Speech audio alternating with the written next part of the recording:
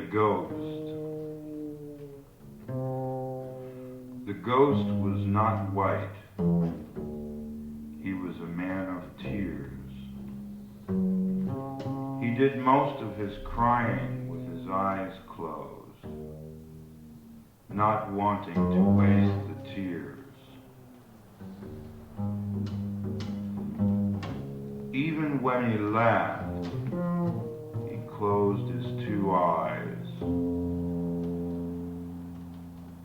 Children were especially fond of him, apparently attracted by his ability to conceal what they themselves were compelled to wear in public.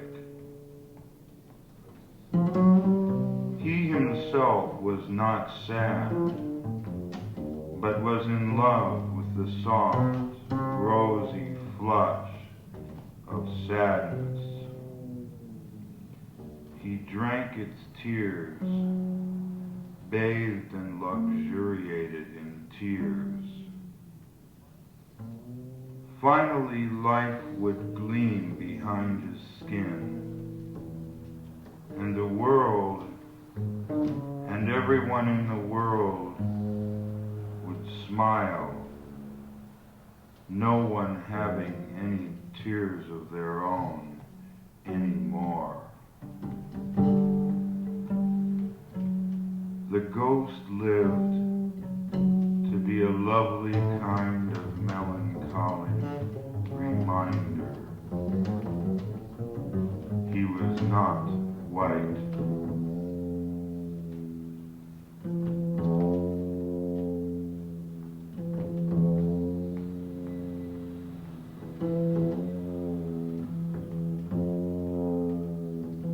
These forgotten stockings. I know several women who are excited by little cars and zippers and sponge-soled shoes, who like to forget their stockings. Some of these are good women, and some of them are not. Some of these women are like plainclothes detectives, always searching for contraband, searching everywhere for contraband.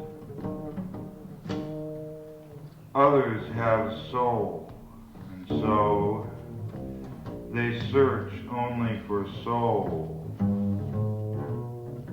They search everywhere for soul.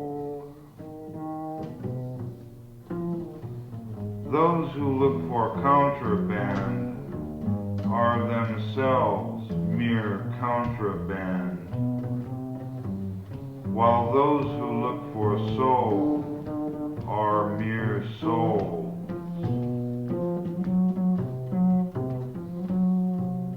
But all of them like to forget their stockings. They never come looking for their stockings. None of these women are as cold as all these forgotten stockings.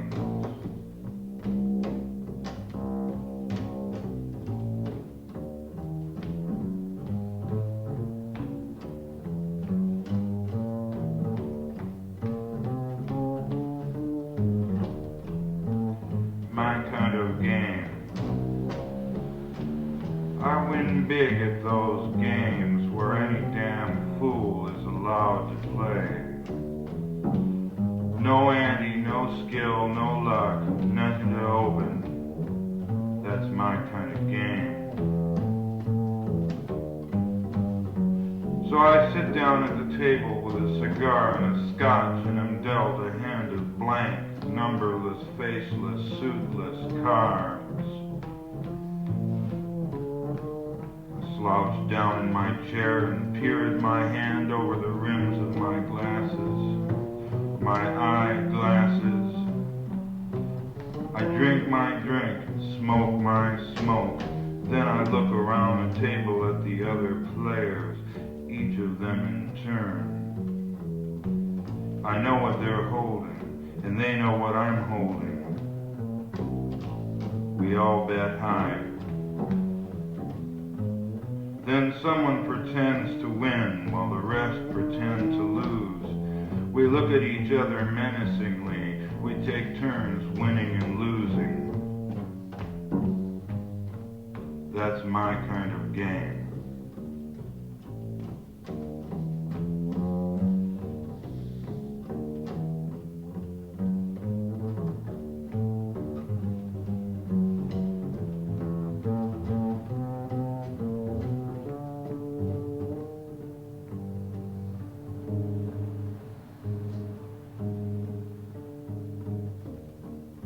One drunk mother.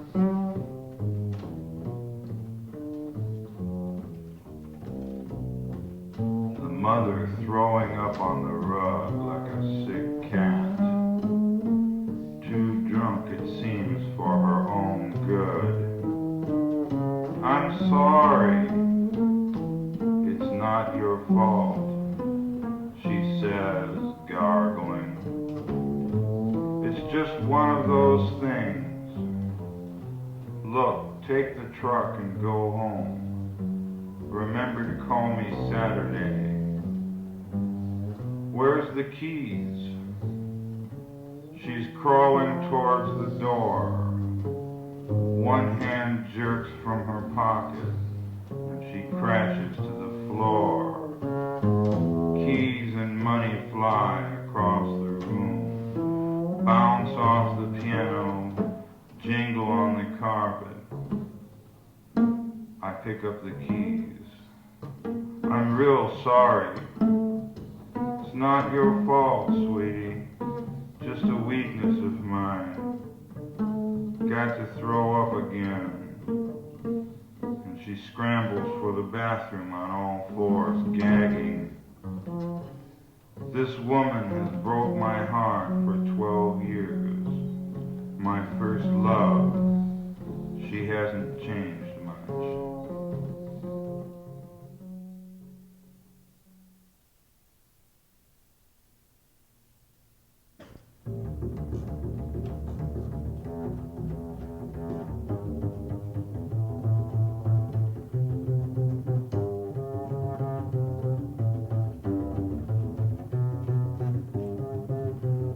Waiting for some things to come through.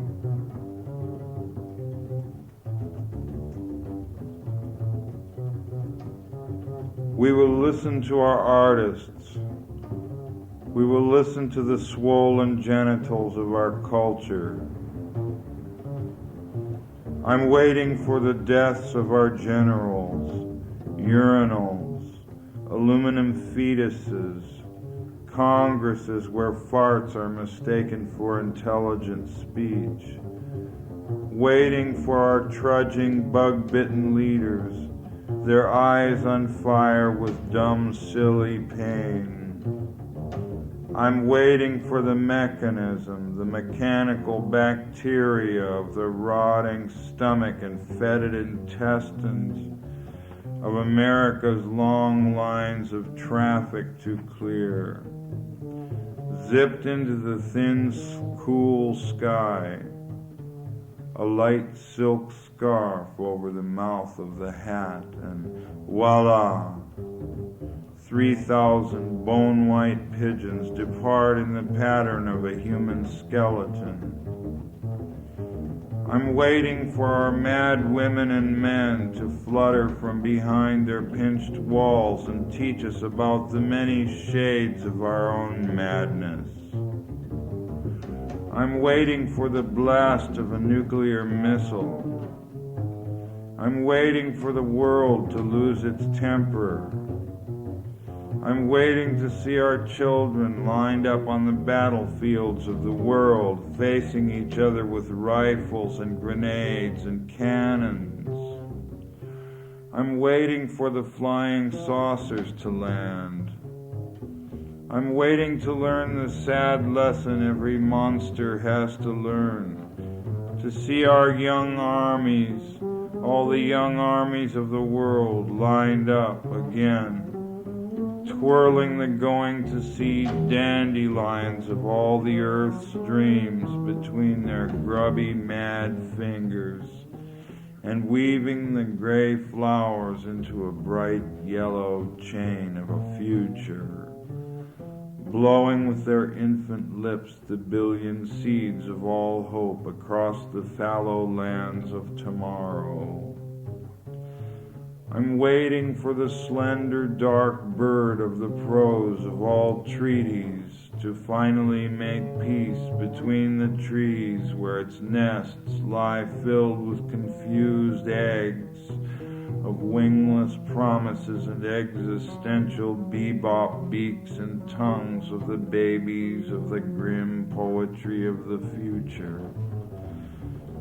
I'm waiting for their songs to finally blossom into golden saxophone lilies and helium-filled pink-bass viols and white glitter pianos and painless singers with satin-cushioned tongues and tunnel-of-love throats whose tonsils are wine sacks bulging with mead.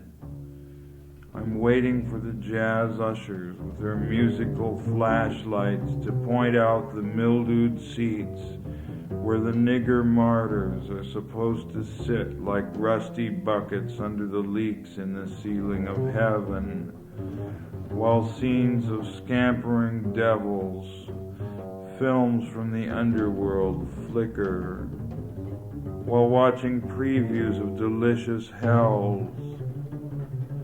I'm waiting for the dread chimeras of my own personal devil to pierce my thin skull with their claws and beaks and teeth. I'm waiting to taste the venom cream from the fang nipples of the sore tits inside the bloodshot demon's maw.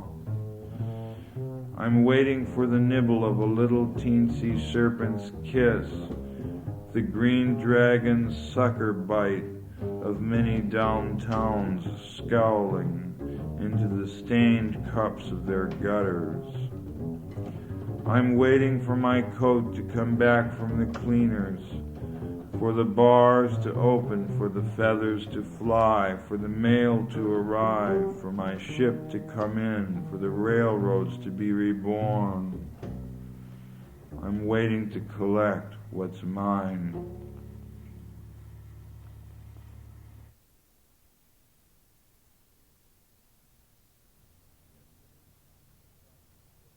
Reading from Chapter 6 of The Wraith.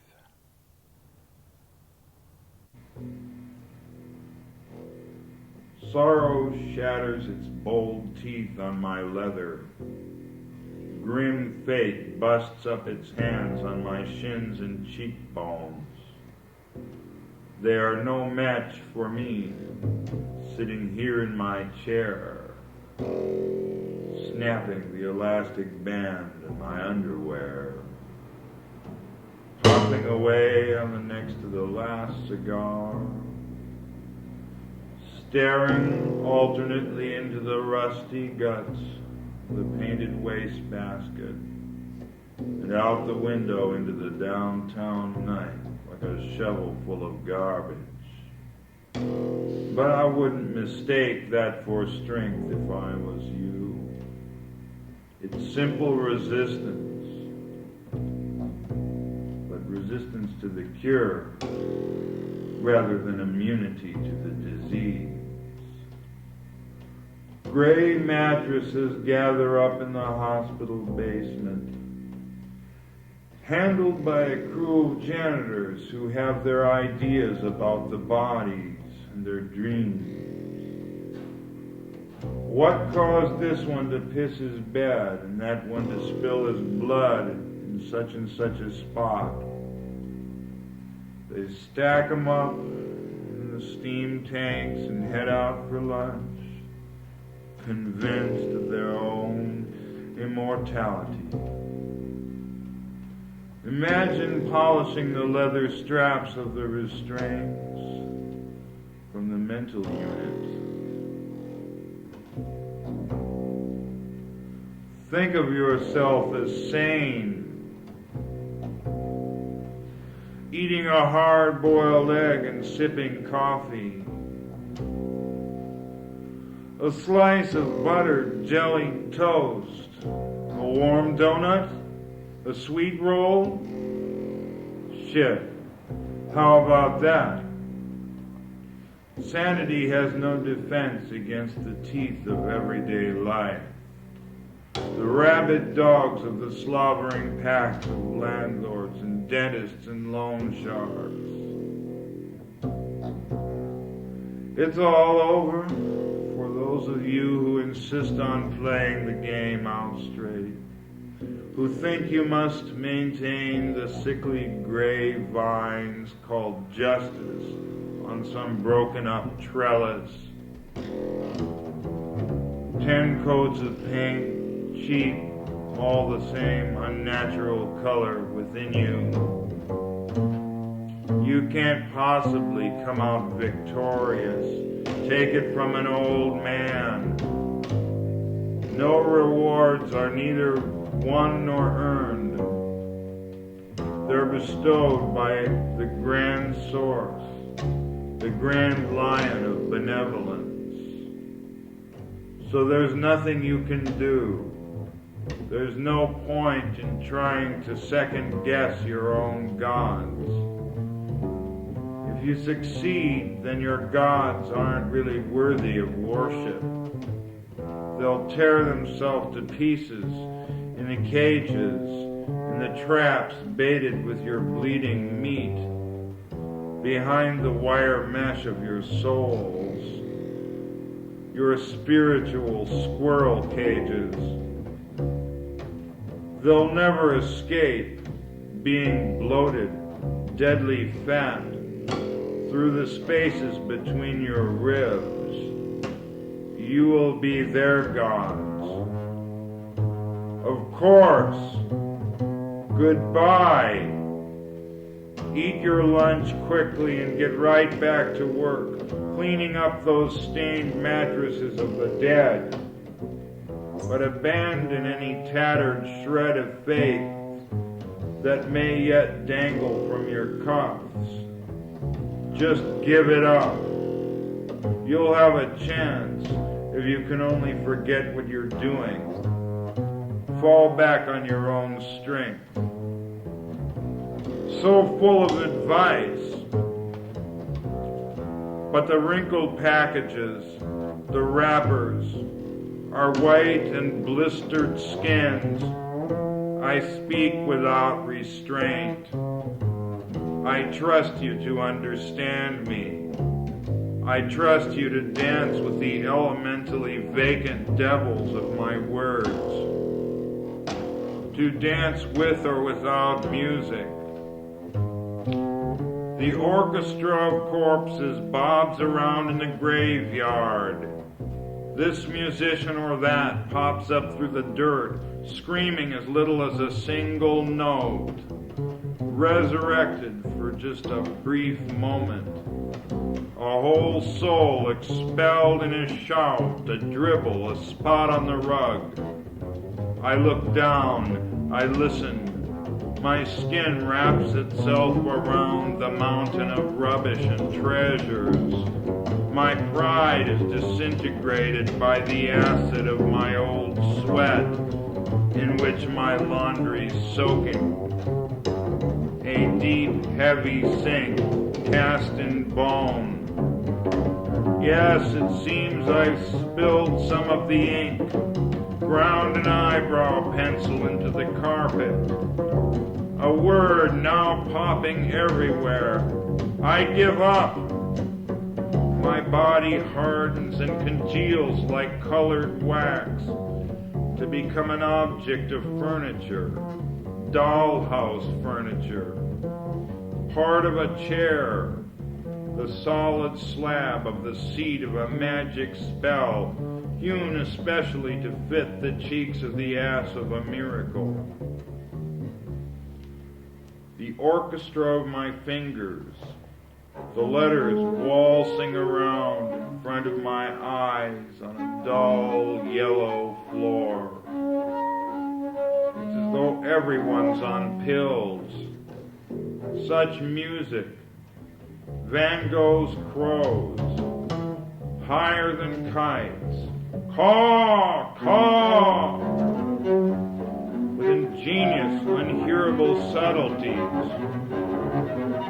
The murder of nests full of small, warm eggs. An arsenal of steel and brass babies all about to explode. The real youth, the real you, in dancing shoes. Spit and polish, black polish, red polish, hats and hair oil, scented, the orchestra of secrets.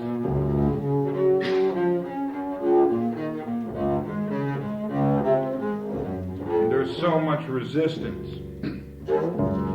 so much chiming and grating in the background.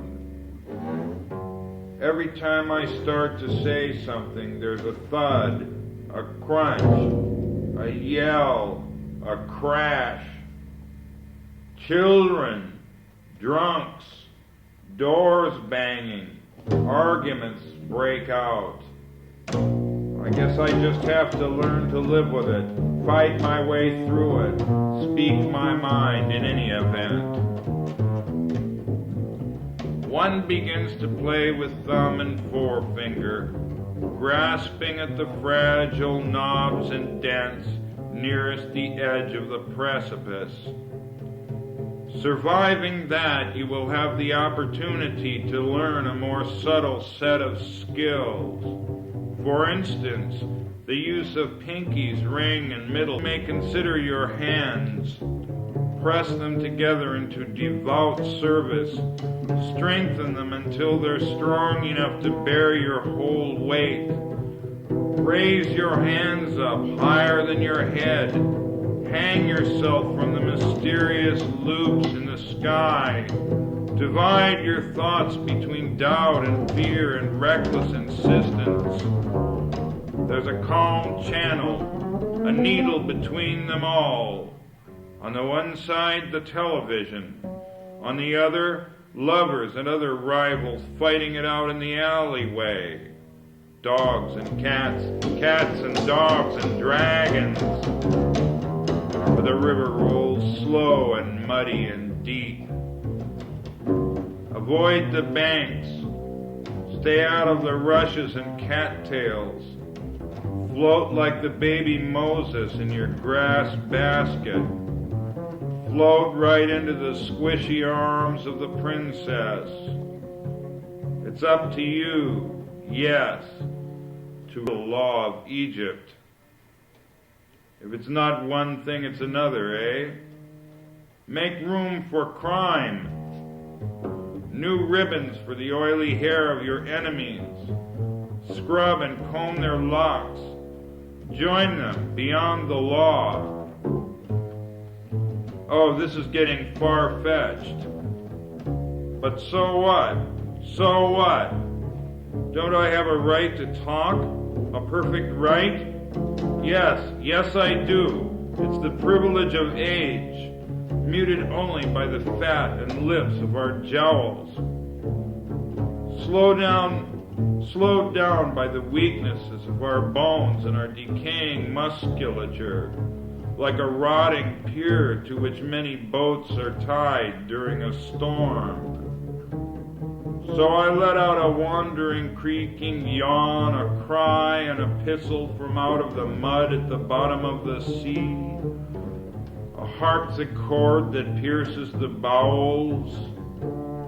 But I can. It's my privilege. Don't try and stop me. No, do try and stop me. Go ahead. Go right ahead. It's the giggly duty of youth. But look out, I'll pull you down, seduce you right into the grave, ha-ha. But the blows and snarls, the snapping of your jaws are welcome. Come on ahead, do your stuff, do your best, do your damnedest, if you think you can finish me off. Wait. First loose yourselves in the oven, the ocean, the roiling cauldron. Test the metal and weight of your anchors. Watch yourselves, sonnies, before you encourage me to collapse, before you go drifting off in vain in the gun-black night. My fingers are sunk in cold lead, tied down with steel ropes, nailed to the floor. I'm sailing away, ancient, bloated, and fat. But it's up to you to arrange and see to the details of my end. Begin with your thumbs and forefingers. Things haven't changed a bit, but the nut is gone, scraped up off the street by the scoop shovels of the city madhouse. I guess, or else he's gone to haunt another block. And I sit still, my inner ears ringing with my own insane bawling. To look at me, you wouldn't know there was such a racket going on in here. You'd never dream it. My lips are blue, my eyes are red, my skin is a featureless film of gray ice, etc. This is the dingy surface of an old pathetic fury. Fury as in demon. Fury as in muse. It's all the same to me. My course is set on automatic. I can't change it, it's too late now. I only check my compass, I don't control it. The finger of magnetism is attached to some other greater hand than my own, and so it's always been. And there, a garbage can with a bouquet of eggshells and newspapers and coffee grounds and rinds and bones with their meat all chewed away, spins up against the curb and stops an accoutrement of the knight's blasé suit. A bow tie, a carnation, a scented feather, a fetter, scented. I watch as the late darkness shrugs off its fading black silk clothing and dimming junk jewelry. I wait for the dawn right along with the rest of you.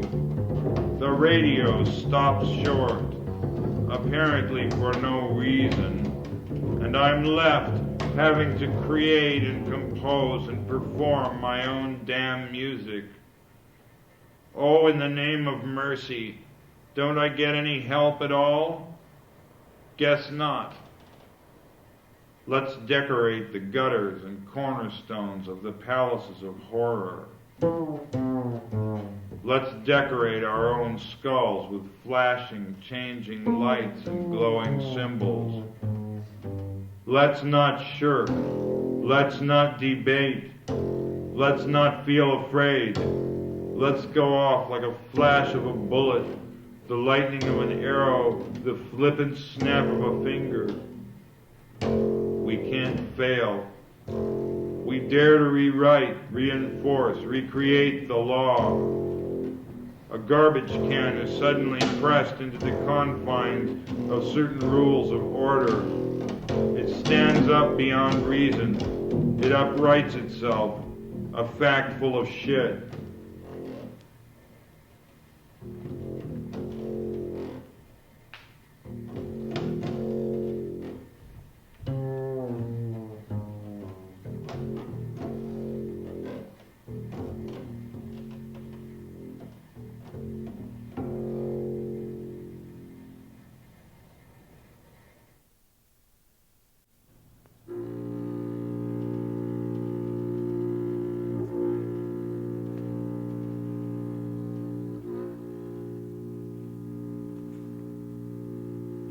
The first 10 pages of Hermione. Here she sits. The house is isolated. She sits in a closed porch looking out on a full orchestra carved in the snow. The sky, too, is white. The sky and the earth are like bars of soap. Hermione is like a bar of soap with terrific, secretive eyes. The orchestra plays softly, tremulously. Some speckled brown birds pause on a wire, listening patiently. It's a deep couch of a winter, overstuffed, blinding white. Everything living is numb. Everything not living feels as much as it is able. Hermione's eyeballs wiggle. She touches the wooden chair with both hands, steadying herself. Then she coughs. It's a light, unconscious cough. What can she learn from fear? The music stands up straight in its tails, in its brutal wig. It's the medicine acting up. Hermione thinks of slipping on the bathroom tiles, cracking her chin on the tub. She's done that 4 times in her life, each time repeating the same movements exactly. That's part of her illness. She repeats herself. The medicine misfires exactly as it did yesterday and the day before yesterday. The music woos her. She starts to smile. The fear slides away from her bony forehead like a sheet of ice. It's replaced by an exotic flower petal. Although she only moves a few inches, she seems to be reclining. Hermione offers her hand courteously, then crudely whistles a few bars of the music. She has been listening to a kiss, then a slap. It's just like they told us. These are all mechanical movements. They happen over and over, thoughtlessly. The music is played. Hermione offers her hand to the snow. The medicine stops working, and she's scared peeless for a few seconds. Then the gears fall back in place, and everything runs smoothly again. Her illness keeps her busy. She's a sick machine that starts its day on farina and light toast. She continually hears people coming and going, footsteps, doors opening and closing, light chatter. She won't allow herself to believe that she's alone. She's comforted by the clattering of a banquet. The guests have come from miles around. They admire the garden. Oh, aren't these lovely? And what are those? They're so delicate. Hermione is safe, surrounded by cheerful company. And let me show you Vladimir's greenhouse. She's flushed with pride and a cozy sense of well-being. Hers is such a bright, busy home. She leans forward with her hands pressed into her stomach and throws up delicately on the painted floor. Oh, goodness! She wipes her mouth on her hand and wipes her hand on the hem of her dress. The brown medicine doesn't agree with her. The music whirls her around a few turns. Hermione almost falls out of her chair. No! She manages to regain her balance. The birds blink on and off. The electrical wire shivers. The flow of the current crackles. Lights and appliances glow unsteadily. The music chokes and glugs. Hermione listens. The wire whistles in a bright wind. The snow is silver. The shapes of the birds flash nauseatingly here and there. The walls are so close. My own hide is too close. Hermione's very skin is expensive, a little too well tailored. She suffers the pinched nervousness of a thoroughbred animal. She squeezes herself unlovingly. Elda crosses the kitchen floor to the laundry room, where she has been ironing all morning with an electric iron. She has been in the bathroom. Elda uses the bathroom a lot. She has some very unpleasant personal problems. She is ironing the bed sheets and the napkins. Smells of scorched cotton and starch. After smell of bleach. Something in her manner and appearance is identical with these smells. They seem to come from her body. A woman whose slow, determined progress across life is evidenced by a blank, sunny, nearly straight stripe peeling back behind her. She picks up the iron and starts working. In the bathroom, a length of pink rubber hose hangs dripping from a nickel-plated bar over the tub. She looks out the window, across miles of snow.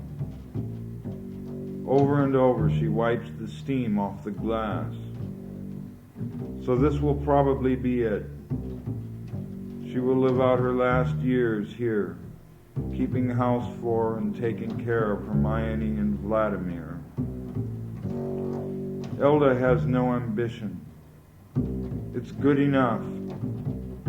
Her life shows no sign of imagination.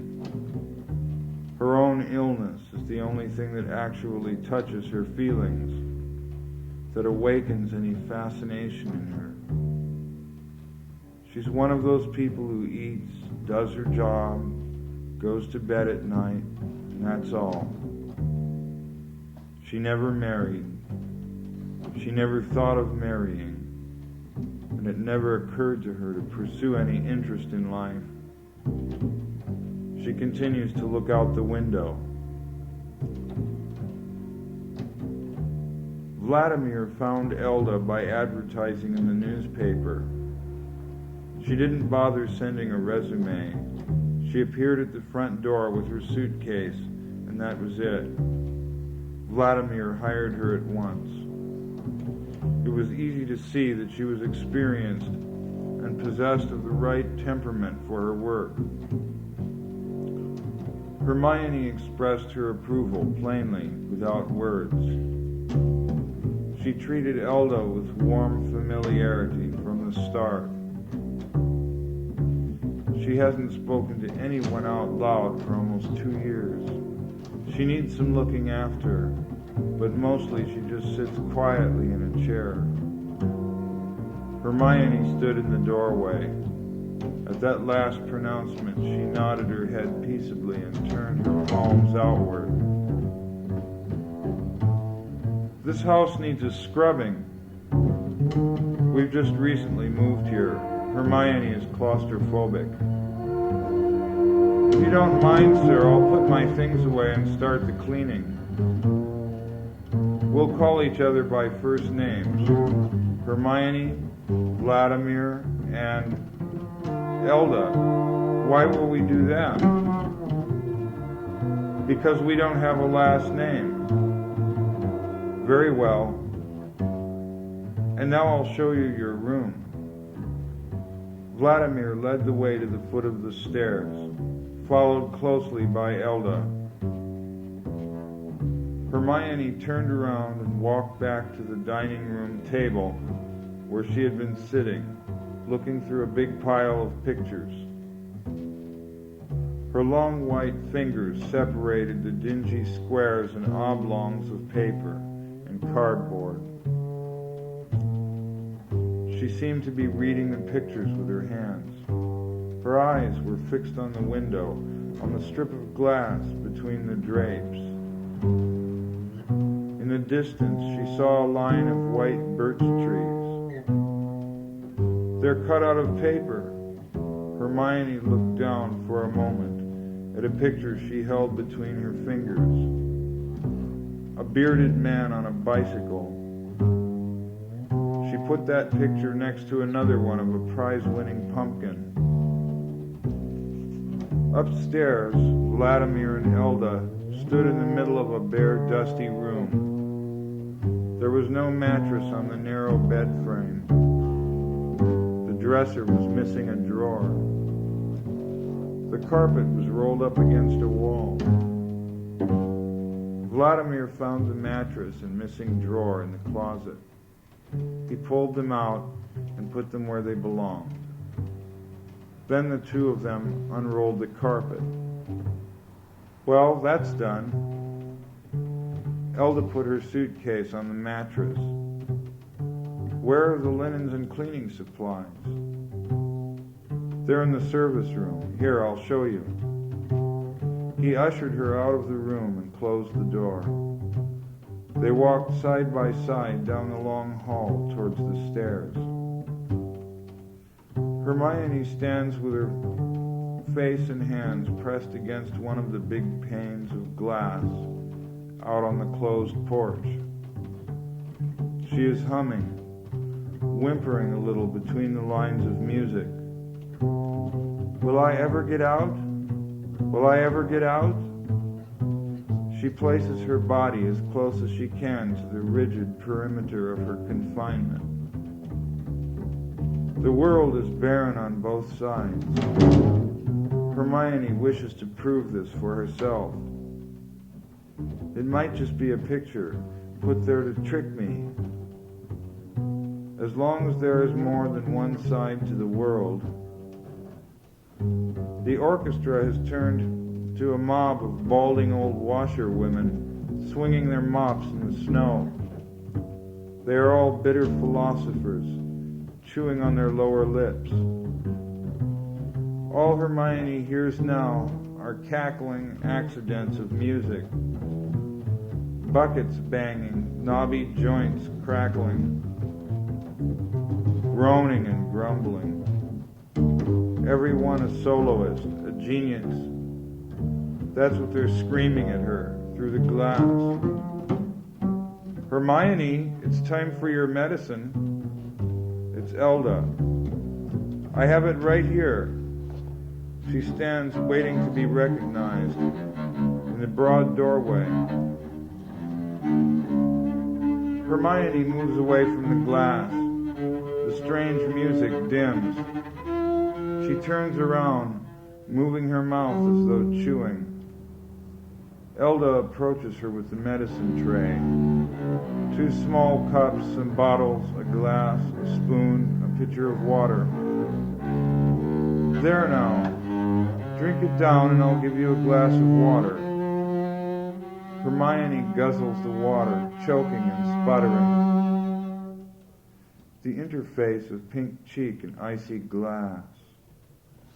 Her 2 fists balled up in her hair. That there's a dream rising, like the red fluid in a thermometer, is almost plain, is certainly to be suspected. Look how it troubles Hermione's eyelids. See how her lips move, soundlessly. Who can believe that she's simply thinking things over? Elda's in the service room thinking. Vladimir's thinking at his desk in his toasty office. Hermione is being thought, a confusion of words, a mix-up. But is she dreaming? The images are straight out of her life. A long stone walk bordered on both sides by low tropical shrubbery with red and pink flowers shaped like purses. The flowers are open, and inside are bunches of teeny little yellow hairs, waving like arms and legs, waving like fingers. At the end of the walkway, a flight of stone pillars painted white. At the top of the stairway, on either side, are two mammoth urns with red and green rubber plants growing in them.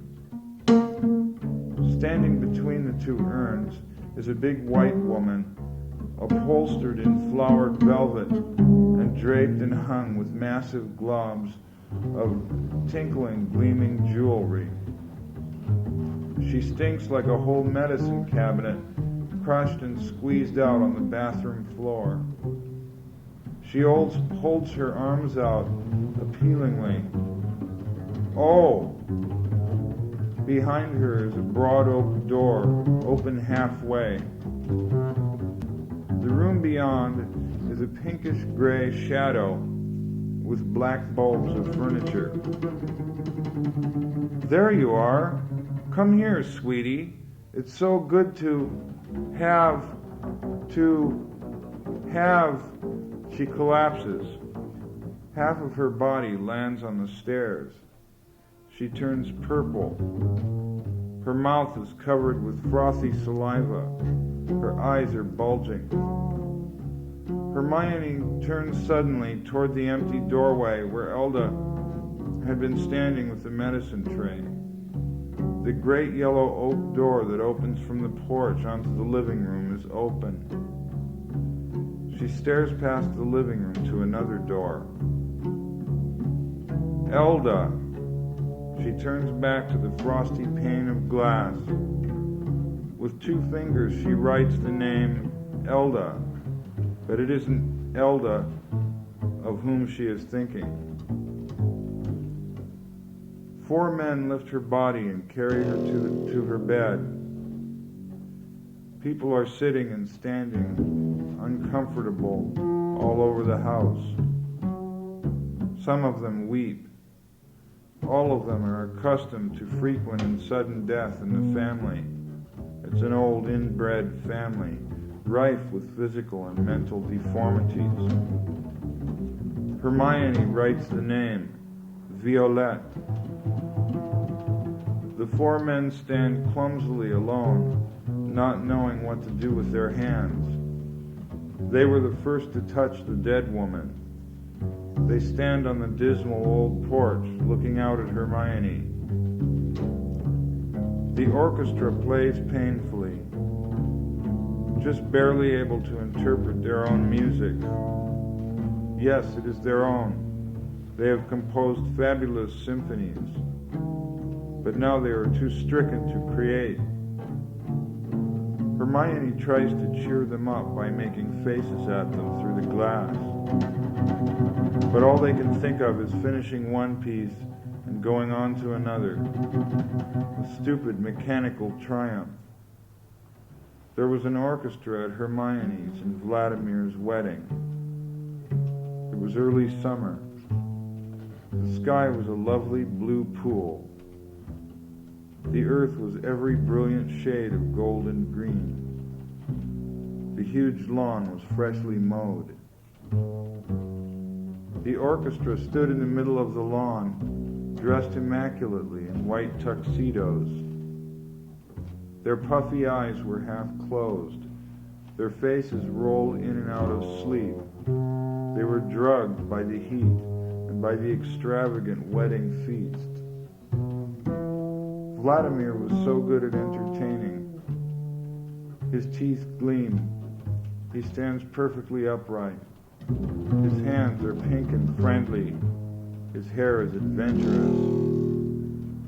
At the wedding, he talks to the conductor more than once. He can be very stern, too. Suddenly, the music picks up. Hermione sits on her wooden chair and looks kindly at each musician in turn. Is this the old orchestra? Vladimir isn't here to give orders. They are playing freely, out of hand. He's late for the wedding. The orchestra plays for his grandparents. Oh, isn't that nice? Look, they're all smiling. Hermione is biting her tongue. The music has made her whole head numb. She's biting, clawing at herself, trying to regain some of her feeling. Her clothes crackle with electricity. Hermione, don't do that. You're hurting yourself. Elda crosses the room deftly and grabs Hermione by her wrists. Hermione moans and gasps. She wears a string of fake pearls, which she holds between her teeth.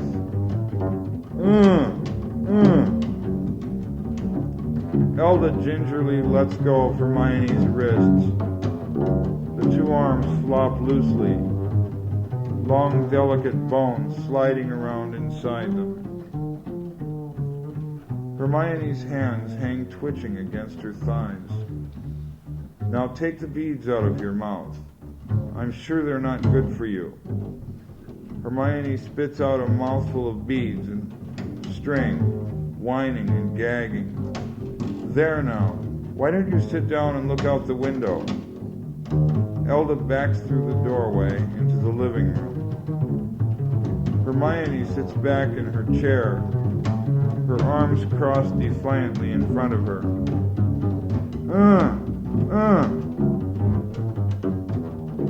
Is the saxophone invented yet? She isn't sure. Standing out in front of the orchestra is a girl playing the saxophone. She's dressed in white, just like the men. This isn't the wedding orchestra. There were no saxophones. There was no girl. There were only the old grandparents. Oh, isn't that nice? Look, they're all smiling. They stood out in front of the orchestra, fawning. We're paying for this, and by golly, we're going to enjoy every minute of it. Hermione looks at the girl playing the saxophone through the name Violette. Then she looks through the name Elda. There seem to be 1,000,000 musicians carved into the plain, stretching off for miles and miles in every direction. They're all smiling. They're delighted with the girl and her saxophone. The conductor turns his head and winks at Hermione. She laughs silently and runs her hands through her hair. It must be a house of mirrors, set up out there in the snow on the plain. She sees her own face reflected everywhere. She sees her hands, she sees the house. The music comes from behind her. It comes from both sides and in front of her too. All those perfect snowmen, and now the girl. The birds are still and silent on their wire. It seems more and more to be a trick. The sun's single glaring eye blinks incredulously. The music is more and more overpowering and, at the same time, more diffuse. It extends to a vanishing point at every direction, finer and finer silk cords. Elda has finished the ironing. Now she is scrubbing the kitchen floor with pine soap. The whole house smells of pine soap. This is a smell that is familiar to Elda. This and other clean smells. She was raised to do what she does. Sometimes she stops and thinks about that. Her whole life spent making things clean, making people comfortable. There is no resentment in this thought. She can't remember ever feeling resentful about her life. Elda's life started young. She keeps scrubbing as she thinks. The ironing is piled up in the service room. Dinner is in the oven and in pots on top of the stove. The dishes and silverware are in drawers and cabinets. The napkins are folded neatly in a drawer. Elda thinks about Hermione. Why is she like that? She wonders what it might take to make her, Elda, like that. She concludes rightly that it would be impossible. She hasn't got what it takes to be a mad woman. She goes on scrubbing. Elda's small room is clean and undecorated. There are 2 current picture magazines on the bedside table. Every night, just before bed, Elda looks at the magazines. She is transported. The magazines are like a magic mirror. She is someone else, somewhere else. The pains in her body go away. Her room is a first-class steamship cabin. She is on her way to France. She is 30 years younger. It doesn't always work. Sometimes she lays down and goes to sleep, tired. The world swimming around her, just as it is. Her medicines are in a tidy row on a small shelf over the dresser. Elda is not a well woman. Still, she's well enough to work. She lives with her private problems. She sleeps fitfully in her small room. Elda is getting ready to mop when Vladimir comes in. He hangs his coat and scarf and hat on the hooks in the hallway and walks to the door of the kitchen. "Take off your boots, Vladimir." Of course. Vladimir goes back to where the coat hooks are and takes off his boots. He puts on a pair of house slippers and walks back to the kitchen door. "How has the day been?" "Ordinary." Hermione seems to be having some trouble. She was biting herself and crying, but she snapped out of it. Elda speaks to Vladimir from the floor, down on all fours, over her shoulder. "You look like a cow." "That's not a nice thing to say." "Sorry." There is an understanding between Elda and Vladimir. They are free to be as open as they like with each other. After all, they're pretty much alone out on the prairie. Hermione herself is a condition. She has nothing to confide, no need to share her thoughts, and placing one's confidence with her is meaningless. Every word wriggles uncomfortable in the air, unable to return to the speaker or to reach the mind of the listener. All of them wait for Hermione to recover.